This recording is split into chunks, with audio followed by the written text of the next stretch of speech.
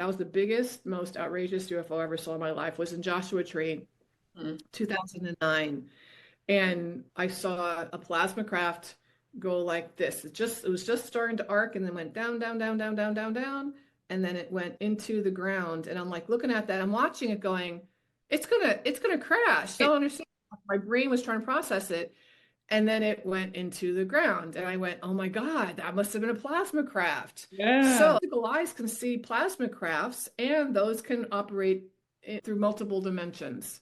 So there's lots of UFO, of ET underground bases. We've got the inner Earth beings, but there's also bases inside the Earth, Yeah. but they're at a different vibration. So they're in a different dimension. Yeah. On the Earth, they create their base inside the ground.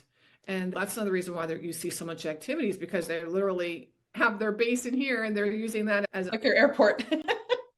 yeah, really. See, it's like Exactly. LAX on a busy day or something. Yeah. Yeah.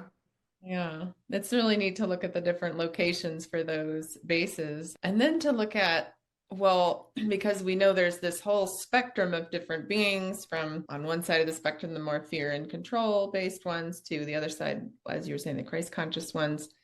What if we're looking at just that side of the spectrum that's more supportive, helpful, positive in terms of their relationship with humanity? What do you think they're doing here on those bases and visiting, and what is their role or intention as they're visiting? Since there's multiple species visiting, they have different reasons. Some of them are here to monitor what's going on with humanity. Like, is humanity growing? Are we expanding? Are we learning? Can we become part of the galactic family? They're So maybe they're waiting like to journalists, right? They're journalists journalists, yes. documenting and reporting back. Yes. Yeah, yeah. No, they're reporting back for sure. Some other ones are here stopping humanity from destroying our planet with nuclear. Nuclear weapons are dangerous to everyone, not just on our planet, but literally in our solar system. Nuclear energy, and I'm not a scientist, so I don't know a lot about it, but I know that the ETs do not want humans on Earth to be using nuclear power, because nuclear energy, that explosion, actually does something. Yeah, it reverberates too It, far. it reverberates, it destroys something that is very dangerous, not just to the Earth, but to the entire solar system. So some of the ETs actually hover over military bases or bases where there are nuclear weapons. And if they see that all of a sudden there's some activation or something going on that's going to escalate into a potential nuclear war, they will come. Okay, they Yes. have come in and they've turned off the mechanisms, and they do not allow these nuclear weapons to be deployed. They're feared on our behalf so we don't destroy ourselves and Yeah, destroy and ourselves and become. also destroy the other planets or cause problems with the other planets in our solar system. There are other crafts, other species, I think, that just use our planet as a kind of like a way station to get water. The I rest know. area.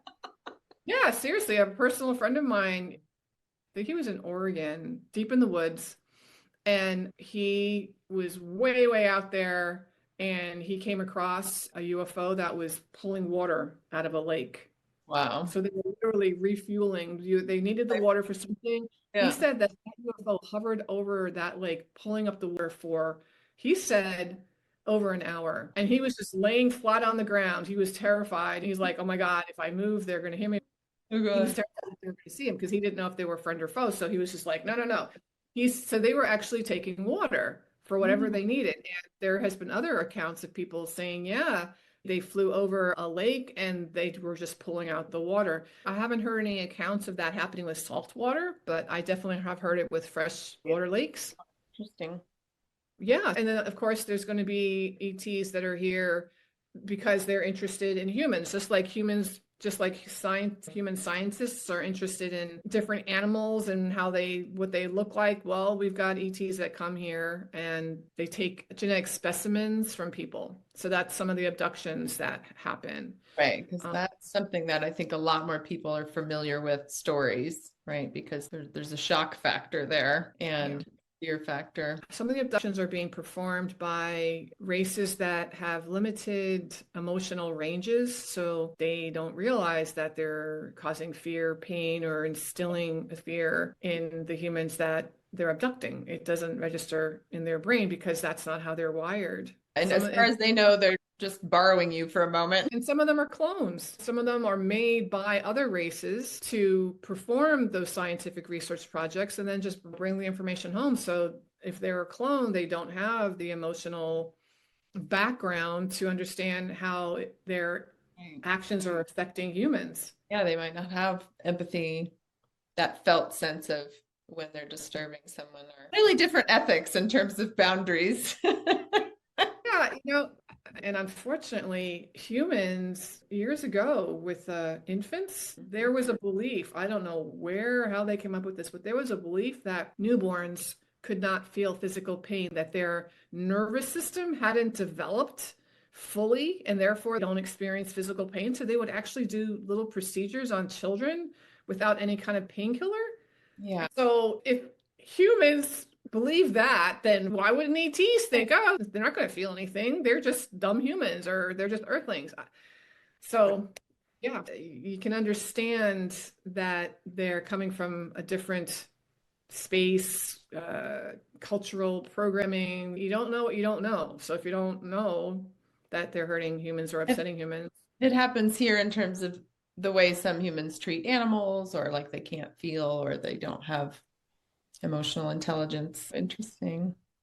So, what about the ETs that are not showing up physically, right? They vibrate at a much higher level and they're really more of support and guidance, not the ones like positively interfering in terms of keeping us from blowing each other up, but even higher level beings that are really supporting. And I'm thinking of the one we mentioned earlier, Vrillin, whose voice came through, that are really interested in humanity on a spiritual level, evolving, growing, creating a whole new way of being together on the earth. What about those? When you interact with those, how do you perceive them? What's your relationship and experience with those kinds of beings? when I start experiencing them, usually I'm in some kind of a meditation at the time, and I'm not necessarily, going, okay, I want to talk to the ETs. Sometimes they'll just show up. And for me, when they show up, I always hear the phrase in my head, we are one. Yeah. And I started hearing that phrase like 25 years ago, not realizing at the time that the ETs were communicating with me 25 years ago. I only started consciously realizing when I hear that, oh, we are one. So that's what I hear. I hear we are one. That's like the password. I love And and it. for me, when I do get communication from them, it's never them telling me what to do. It's more them just making themselves known to me and reassuring me about what's going on the planet or